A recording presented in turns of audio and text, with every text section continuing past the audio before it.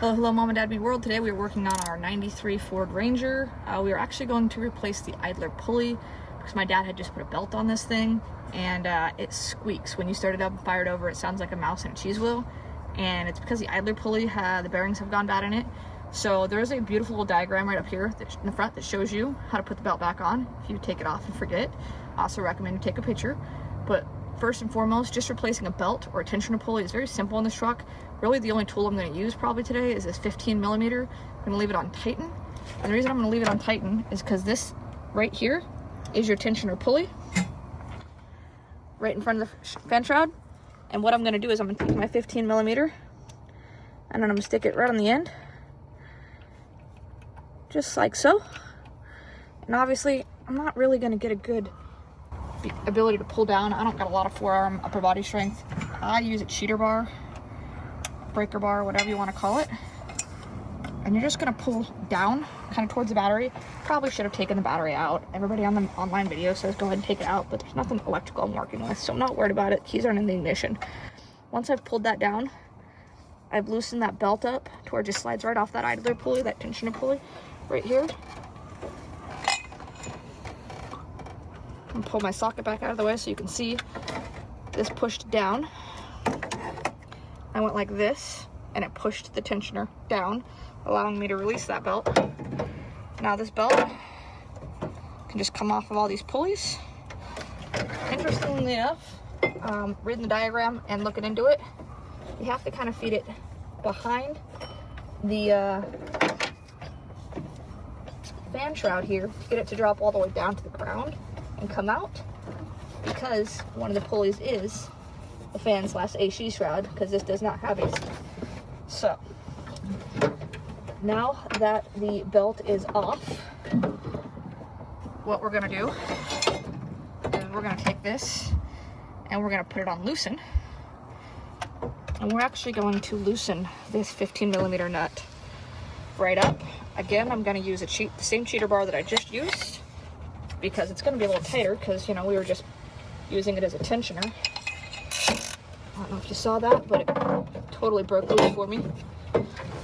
Drop slipped out of my hand. Part of the reason I determined this was bad is because I could actually hear the bearings clicking and grinding in here. And you should not hear the bearings in your tensioner pulleys. Folks, if you can, they're not an expensive part. They're $15 to $20.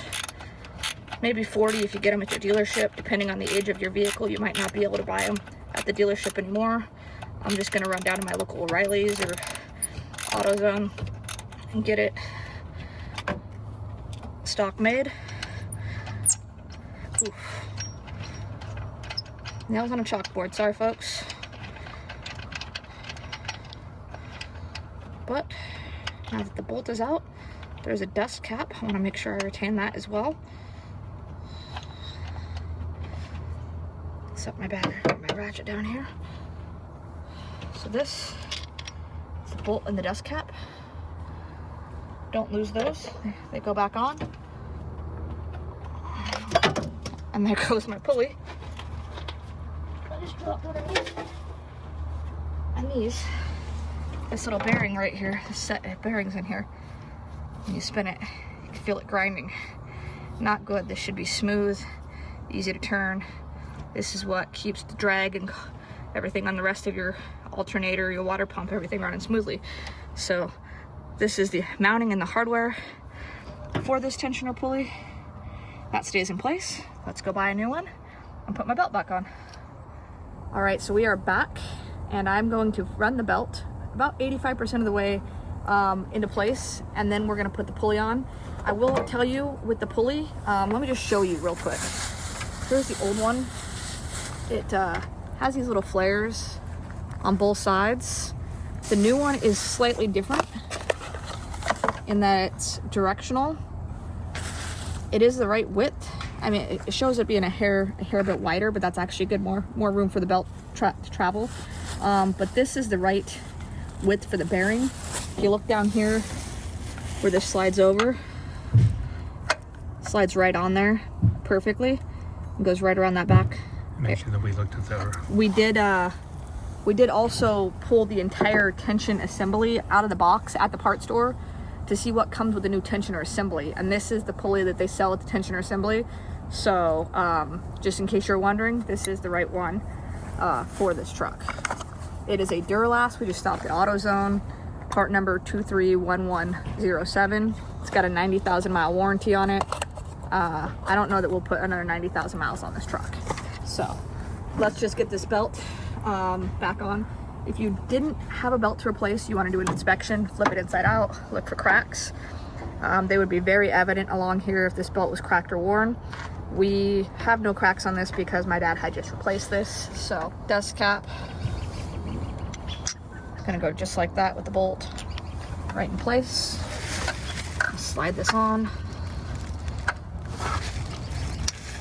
Hand thread this into place.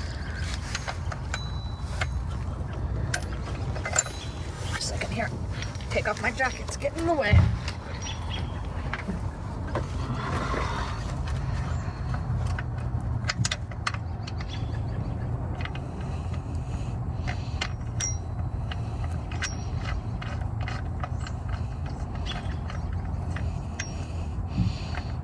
Got it 85, 90% of the way there by hand. Tighten that up.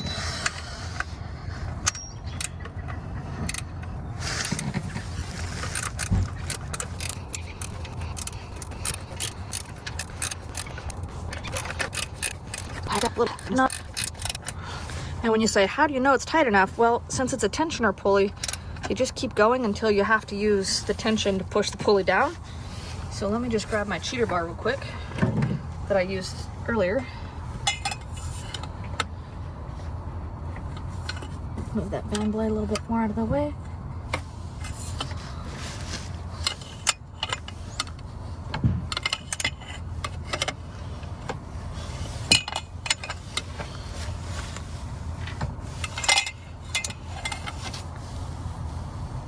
See the pulley now?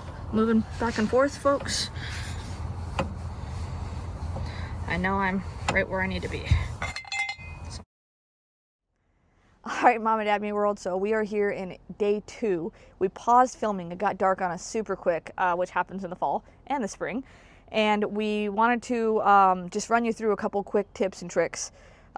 First and foremost, always follow your belt diagram. That should be underneath the engine compartment of your truck.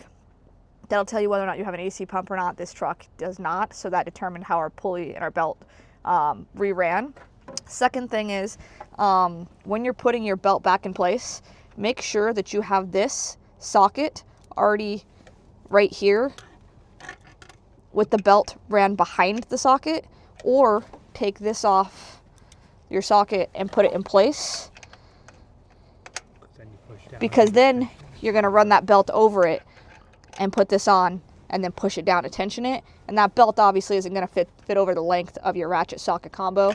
Last thing you want to do is, ignore the fact that I dropped that on the ground, but last thing you want to do is be trying to get the belt on when you have it like 95% of the way in place.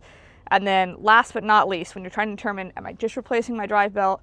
Am I replacing my pulleys? Give your pulleys a spin when there's no belt on it. And if they sound like a skateboard wheel, that's bad. You should not hear the bearing and the race in there.